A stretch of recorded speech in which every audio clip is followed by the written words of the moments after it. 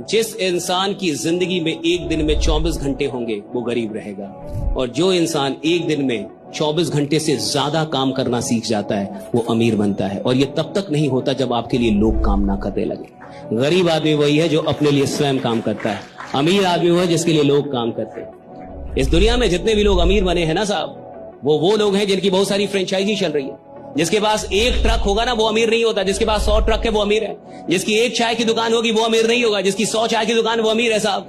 जिसके पास एक मिठाई का दुकान है वो अमीर नहीं होगा, जिसके पास 10-20 मिठाई की दुकान वो अमीर है। राइट? क्यों? क्योंकि लोगों की संख्या बढ़ गई काम करने की। मेरे पास 100 ट्रक है तो कितने लोग काम कर रहे हैं? 100 ड्राइवर। 100 ड्राइवर अगर एक दिन में 8 घंटे काम कर रहा है तो कितने घंटे काम हो रहा है? 800 घंटे। यानी एक दिन में मैं कितना काम कर रहा हूं? 800 घंटे। मैं अमीर बनूंगा, निश्चित बनूंगा। कोई रोक ही नहीं सकता, कोई माई का लाल मेरे को नहीं रोक सकता। जब मैं अपना वक्त बढ़ा दूंगा पैसा तो अपने आप बढ़े।